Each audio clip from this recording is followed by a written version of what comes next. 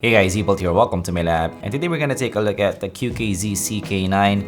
And again, this is another sub $8 earphone from QKZ, and I'm a big fan of QKZ. I would say in the super budget range, in the sub $10 range, because they give pretty good value, I would say, for the price they're asking for. So this one of the newest that I've seen from QKZ, I think, and one of the better looking ones. So I'm really excited to take a look at this and give you guys my review here in this video.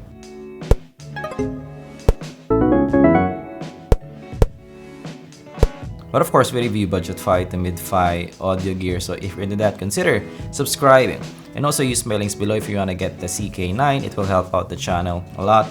So let's open the box first. So actually it is in the same kind of packaging as what you have with the other QKZ. So this what boggles me with QKZ, they don't really change the packaging, but I kind of like that they include a hard case here. It is not something that the usual KZ or TRN kind of companies do. So let's open this up. And you have, of course, the high-res audio right here. Of course, I doubt that in this kind of price range, but I really like the logo of QKZ right here. There's not a lot of information here also. Let's open this up. And of course, this is really interesting because this is a dual driver IEM, dual driver earphone, and it's in the in-ear monitor kind of design. So it has the ear hooks. So really interested about that. So here, you have not have anything else here inside, and here is the earphones themselves. And wow, okay, so I would say that right off the bat, this is maybe the best looking QKZ that I have seen, which is good. Looks are good, especially in this kind of price range. So this is what you get inside the box. You have this tips, with a clip also. Okay, and with some tips, and the tips are not so bad here. It's kind of a soft and hard at the same time, but it does feel a little bit flimsy here. But yeah, I wouldn't gripe much about that because the price of the earphone is even the same as the price of other tips. So not bad here. I would say that pretty good quality given the price here. And here is the earphones themselves. Here in the lobes, as you can see, guys, you have a kind of metal-ish kind of design. It does feel like plastic though, but it's kind of like plastic metal, but it does look good here with that double moving coil kind of design here. I like the look here in the shape, the custom IEM kind of shape here, which is nice looking. And here at the other side, you have that see-through kind of design. I like the blue that they used here. I like this better than the CK5 kind of blue. This feels more upscale here.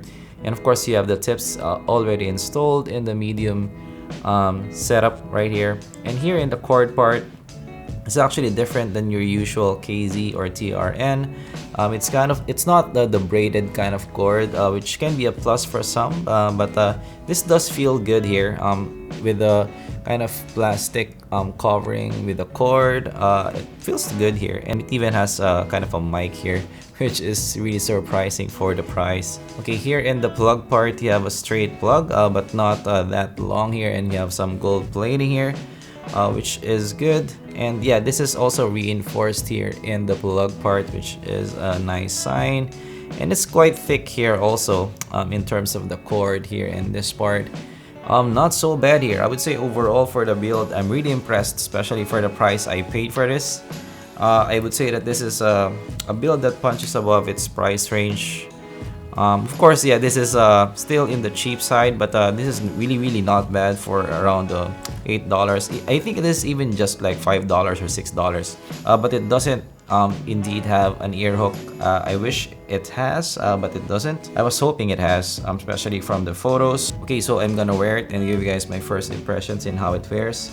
So I already have several IEMs like this with a not an ear hook kind of design. It doesn't have I don't really have an issue with that, like a big issue, game breaking issue. I do get used to it, but I still prefer the one with the ear hooks at the back. So this is what it looks like.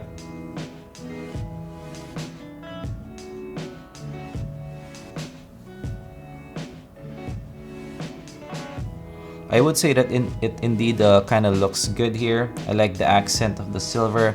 and it is a flush fit. It's a pretty comfortable fit, I'd say. It's not that big in the ear. It's kind of a medium-sized kind of IEM, which is something I like. And it also, of course, gives you that IEM kind of look. I mean, for $5, $6 IEM kind of look, that is definitely, I would say, really good value here. And it does seal well also. I would say medium kind of sealing here because of maybe that kind of IEM kind of design. I really like the fit here. I would say that in terms of fit, I kind of prefer this over the CK5 and also the CK8 also. This fits better in the ear. It is a better fit overall, better comfort overall. I'm looking like wearing this for a whole day without any problems as well. So the ear hook at the back, because of the cord being, you know, not too tacky, does hold in the ear that well. I would say it's not a problem for me in terms of the hold here. So yeah, overall I would say in terms of comfort and wear, I'm kind of liking this. Okay, so I'm now gonna listen to it and give you guys my impressions. Okay, so I now have my sound impressions and the CK9. So right off the bat, this is a warm earphone, so there's a lot of bass here. If you're a bass head, maybe this is something for you. So the bass is elevated. There's also a mid bass elevation here, and there's also treble roll off at the top. So there's not a lot of highs here. There's not a lot of clarity here. So this may be muffled sounding, especially for some. If you are already used to having good clarity earphones, this will be muffled sounding for you.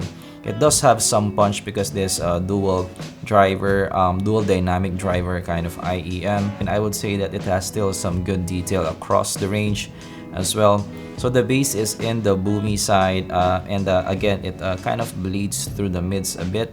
The mids, I would say, is well layered. It's not bad. It has good detail.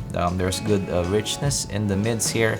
So the mids is not lacking here, but what is lacking is in the highs department. There's a treble roll off here, much more than what I would like, I would say, and thus make that kind of signature a bit muffled for me. The soundstage is average here, not super big, and also the imaging is kind of average here as well. So yeah, overall, I would say that this is my least favorite sounding QKZ out of the bunch. So compared to the CK8, the CK8 has more highs there. There's more clarity here, and there's also less mids in the CK9. But I would say that overall, it's a more pleasing kind of sound because it's kind of balanced sounding. There's a lot of highs in the CK9. You can still get enough detail in the highs department in the CK9. It's still a pleasant, kind of pleasant. It's not muffled sounding. And compared to the CK5, still the CK5 is my favorite out of the bunch, I would say. Even if the CK5 is warmer than the CK8, it's less balanced in a way. The CK5 still has a richer sound across the range. It has enough highs and it has enough bass as well to satisfy both the bass crowd, and there's enough highs there to satisfy the treble crowd. So the CK5 is a nice balance between both. So yeah, I still prefer the CK5 over the rest here. The next is the CK8, and last is the CK9. But definitely, if you're a bass head, CK9 can be for you, or CK8. It will depend on you what you like. Definitely, if you like clarity, you can go for maybe the CK8 or the CK5. So this is sort of the lineup here. So bass, CK9. Right in the middle is the CK5, and then clarity is the CK8. So that is sort of how they organize this, I would say. For me, I would say that the best would be the CK5, the good balance between both, still listenable across the range. So okay, verdict. So I would say that the QKZ again is the best looking one for me. It's not bad. I would say it's a nice wear. It's a comfortable wear. Maybe the best wear that I have tested with both QKZs. I love the comfort and build on this, but of course in terms of sound, it's kind of lacking for me in the highs department. But definitely, if you're a bass head, maybe this is something that you can still enjoy if you like, you know, the most the warmest earphone in the, you know, that kind of price range, in the $5 price range. This might be for you, but yeah, take note that this may be muffled. If you can get away with that, maybe you can pick this up and still kind of worth it listen for you. But again, I would still go with the CK5 in this price range. So that is my review of the CK9. Super interesting kind of price range here. I'm still, uncovering the whole $5 range here. What is the best sounding? Right now, it's still the CK5 for me, but yeah, really interesting price range. Of course, if you want more content like this, leave a like, and of course subscribe for more content like this in the future. And do you own a $5 IEM? Are you sort of a collector as well in that kind of price range? What do you own and how do you like them? Let me know down below. Contribute here in the community in zpolt Labs, and I'm gonna see you guys in the next video. Goodbye.